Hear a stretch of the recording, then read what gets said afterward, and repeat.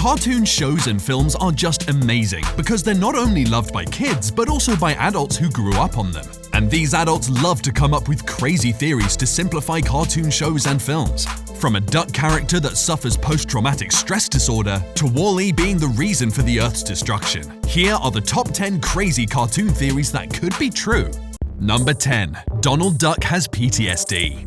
The first time you watch Donald Duck, the big question that rings in your mind is, why is he mad all the time? Who hurts him? However, when you dig deeper, you get to understand that in fact, Donald Duck was a US military commando, and he went through a lot of traumatic encounters. We see him as a relatively untrained recruit who is deployed in enemy territory on a mission to destroy the Japanese military base. He doesn't even know how to effectively use a parachute. Even though he manages to wipe out the entire military base along with some airplanes and survive the war, one thing is obvious. He was left with post-traumatic stress disorder, PTSD. And this can be seen in how Donald Duck struggles to fall asleep, he has social problems as he's startled by things that seem not to bother others, and he even gets flashbacks of blaring guns as he wakes up. Donald Duck even attempts to shoot himself. And even though he goes through all that trauma, Disney doesn't allow him to talk about his experience to heal up. Number 9. Helga is the protagonist in Hey Arnold. Many people have liked to think the protagonist of Hey Arnold is Arnold, but you'll be surprised that the real protagonist is Helga. Helga is one of the most complicated characters in this show, as she fails to express her feelings correctly to the main character, Arnold, who she loves. There are a couple of reasons that support this conspiracy theory. The first obvious reason why Helga is the real protagonist is that though the show is called Hey Arnold, Helga is the one saying it. In fact, the show is modeled around Helga trying to get the attention of her love, Arnold, by saying, "Hey Arnold." Additionally, she is the only character that gets a monologue in each episode, which is special attention for her to connect with the audience and let the audience read through her mind. No other character receives this special consideration, including Arnold, who never experiences monologue throughout the show. So as you can see, it's justifiable that Helga is the main character because she receives a lot of attention in the show, and her life is the most interesting throughout all the episodes. Number 8. Toy Story 3 is actually a story about the Holocaust. When we talk about the Holocaust, what comes to mind is World War II, where about 6 million Jews were murdered by Nazi Germany and its collaborators between the period of 1941 and 1945. And that's exactly what Disney wanted to portray in Toy Story 3, though many people didn't realize it at first. We see humans enslave toys that are considered second-class citizens. Originally, the toys are owned by Andy, who is the most ruthless villain to ever star in the Disney World. But then, as Andy keeps oppressing them, some of them escape to a daycare where they find the environment much more welcoming and hospitable, at least for the initial stages. Sadly, the daycare turns out to be a socialist nightmare, abusing the toys to their core. In fact, the toys are held against their will, and any attempt to escape the daycare is faced with doom via incinerator. The bear, who rules the daycare with dictatorship, uses ruthless toddlers to crush the toys' spirits and maintains power with the police force as he commits atrocities against the toys. Number 7. Timmy from the Fairly Odd Parents just imagines Cosmo and Wanda.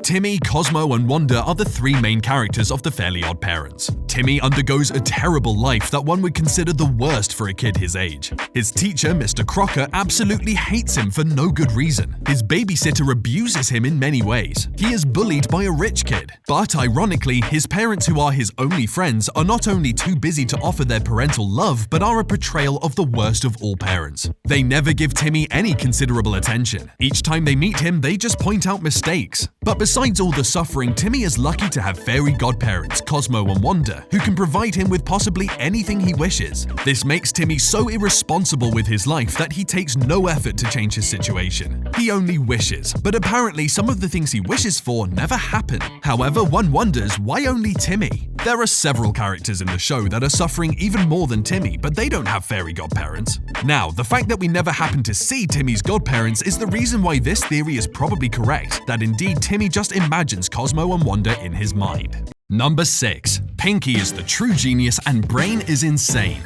Well, if you've watched Pinky and the Brain, a cartoon about 2 genetically modified mice, you might get convinced that Brain is the smart one and Pinky is insane. In fact, the plot was meant to convince you to believe so, starting from the naming of the 2 main characters to how Brain seems to be the one conceptualizing ideas that are taking over the world, before Pinky could give his seemingly stupid comment or observation, which Brain ignores. The sad thing is that Brain's ideas are never actualized, and when he follows through with the cause, he realizes that his project fails because of ignoring Pinky's seemingly silly suggestions. In one episode, Brain enters a game show and answers every question correctly, but he is stumped on the last question. Surprisingly, Pinky ends up answering that particular question correctly. So this leaves you asking whether Brain is really smart as he's portrayed and if Pinky is as dumb as he appears.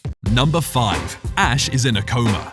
The popular anime series Pokémon captured people's minds so much that they just forgot about some basic things. And among the things that people didn't realize in the anime is that from the end of episode 1 onwards, Ash was actually in a coma. From the time he was hit by a thunderbolt in the first episode, destroying his bike, Ash went into a coma. All the activities that he engages in from that point are just a dream. And one thing that clearly proves this is that he never ages. In the first episode, Ash reveals that he's 10 years old, but in another episode towards the end of the show, the narrator says again that Ash is just 10. Additionally, Ash rarely receives letters or calls from home. So what parent will be crazy enough to let her son travel the world with strangers and never check in on him? He views everything around him as strange and only relies on his memory.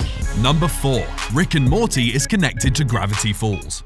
Although the Rick and Morty and Gravity Falls shows were created by different directors and have different motives, one thing remains. They are connected in a way. After a deep analysis, fans have come to formulate this crossover theory, and I can't agree more with it. The first obvious occurrence that connects the two shows is the appearance of a pen, a notebook, and a coffee cup with a signature question mark on it. All these items are seen flying out of several portals, leading to a different universe, which again connects to the idea of a multiverse. These items are seen in episode 10 of season 1 of Rick and Morty, and they appear again in episode 7 of season 2 of Gravity Falls. This is a clear sign that the two shows share a universe. Number 3. Aladdin's genie and salesperson are the same people. Remember Aladdin's opening where a singing salesperson traverses the desert trying to set up a shop before bringing out a beautiful lamp and narrating the story behind it? A lamp that we later discover belongs to the genie.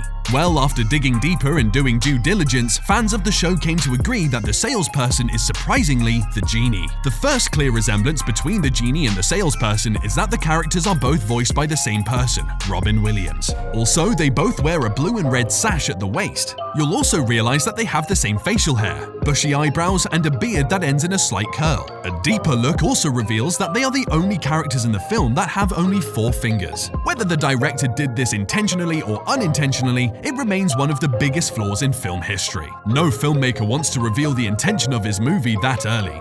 Number 2. The Magic School Bus and Captain Planet are connected.